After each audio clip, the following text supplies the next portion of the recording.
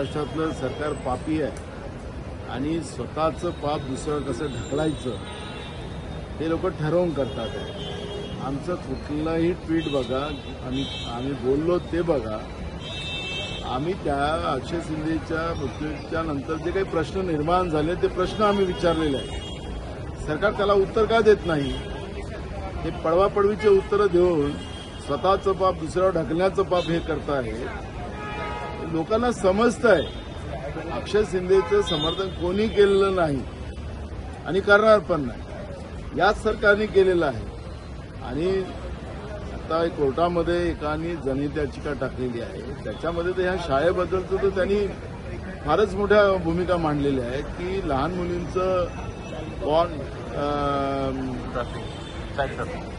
त्यांचे व्हिडिओ बनवले जात होते आणि ज्या पद्धतीनं जे काही आता मुद्दे पुढे येतात ते भयावह आहे. आम्ही तेच सांगितलं की ती आरएसएसची आणि बीजेपीची शाळा आहे, त्या संचालक मंडळाला वाचवण्याचा प्रयत्न जो होत आहे.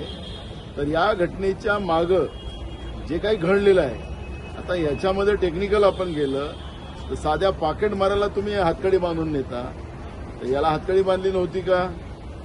मग याला काय तुम्ही तुमचा जावाई होता असा प्रश्न केला तर मग कसं लागेल यांना मिरची? मग याला हातकडी बांधली नव्हती का? मग हातकडी बांधली असेल तर तुम्ही सांगता की ती रिव्हॉल्वर त्यांनी हिसकली, तर मग ती लॉक नव्हती का? हे सगळे प्रश्न येणार आहेत. म्हणून या खोटारड्या आणि पापी सरकारने, मी मुद्दाहून जाणीवपूर्वक हा शब्द वापरतो की आज महाराष्ट्रामध्ये एक बदलापूरची घटना नाही, या गृहमंत्र्याच्या गावामध्ये नागपूरमध्ये सुद्धा याच्यापेक्षा भयानक घटना झाली. आता अलीकडच्या काळामध्ये महाराष्ट्रामध्ये ही एक प्रकारचा कीड, लहान मुलींवर अत्याचार, महिलांवर अत्याचाराची या महाराष्ट्रामध्ये या सरकारमुळे लागलेली आहे. स्वतःचं पाप दुसऱ्यावर झोपण्यापेक्षा या सरकारने खरं आत्मपरीक्षण करणं गरजेचं आहे आणि या पद्धतीचे विरोधकांवर आरोप लावण्याचं काम यांनी करू नये.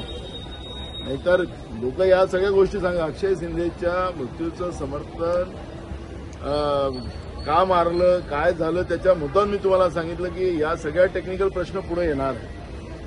आरोपींना तुम्ही हातकडी लावली नव्हती का, की तुमचे रिव्हॉल्वर लॉक नव्हतं का, हे सगळे प्रश्न येणार आहेत. आम्ही काल कुठलेही प्रश्न विचारले नाही.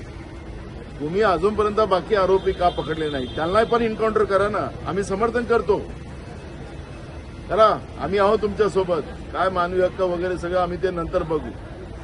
पण जे लोक याच्यामध्ये सामील आहेत त्या सर्वांनाही अक्षय शिंदेसारखं करा, ही मागणी आमची आहे. त्याचं उत्तर या सरकारने दिलं पाहिजे, ही भूमिका आमची. एन्काउंटर करण्याची वेळ का सरकारवाली? हे आपलं पाप लपवण्यासाठी ती आरएसएस आणि भाजपची शाळा आहे आणि ती शाळा भाजपची आणि आरएसएस असल्यामुळे त्या शाळेमध्ये जे कृत्य चाललेलं आहे ते कृत्यच खऱ्या अर्थानं भयानक आहे. ते लपवण्यासाठी आणि आरएसएस आणि भाजपच्या लोकांना वाचवण्यासाठी या पद्धतीचं एन्काउंटर झालेलं आहे असा प्रश्नार्थक चिन्ह आमच्या समोर आहे.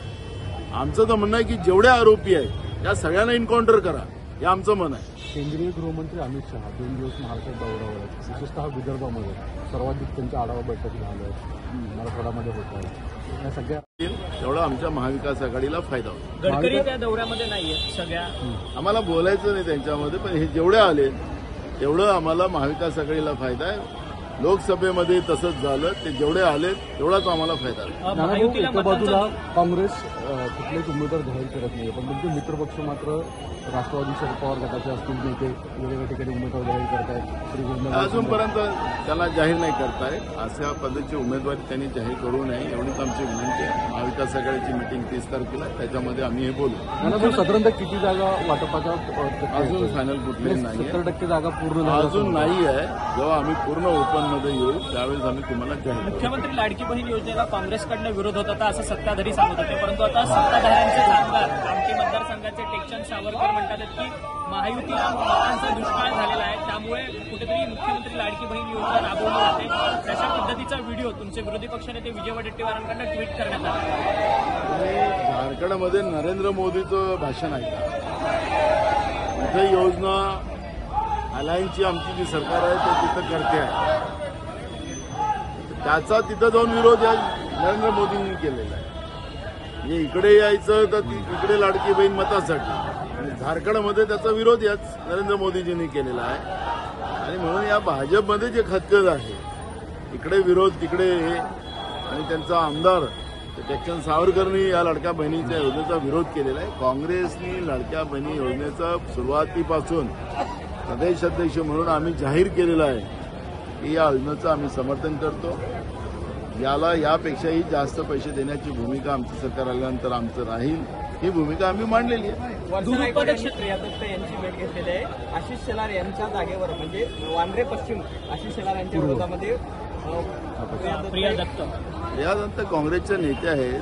आमचे खासदार वर्षा गायकवाड या इथल्या मुंबईच्या अध्यक्ष, त्याच्यामुळे राजकीय सगळ्या घडामोडी करणं आणि पूर्ण मुंबईमध्ये जास्तीत जास्त काँग्रेसचे आमदार निवडून आणणं हे काम सुरू आहे. काल मंत्रिमंडळाच्या बैठकीमध्ये दूध उत्पादक शेतकऱ्यांना अनुदान देण्याच्या संदर्भातली खडाजंगी पाहायला मिळाली. तुतुमय अर्थमंत्री अजित पवार आणि महसूल मंत्री विखे पाटील यांच्यामध्ये कुठेतरी दूध उत्पादक शेतकऱ्यांना 5 रुपयाचं अनुदान होतं ते 7 रुपयांवर गेलं. या सरकारमध्ये तुम्हाला सांगतो, आज जे काही आम्हाला माहिती मिळाली की प्रशासकीय अधिकाऱ्यांना दमदाटी केली जाते आहे, सेक्रेटरींना दमदाटी केली जाते आहे.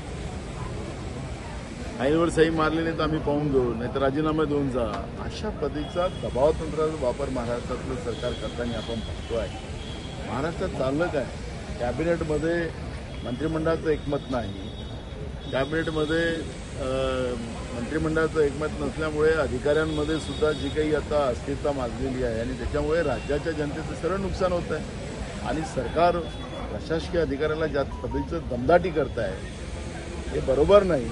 आणि महाराष्ट्र ही काही महाराष्ट्राची संस्कृती नाही आणि महाराष्ट्राला हे भूषणावंही नाही. त्यामुळे या सरकारचं तिनतेरा वाजलेले आहेत, राज्याचे तिनतेरा वाजवू नका एवढंच आमचा सल्ला आहे. धन्यवाद.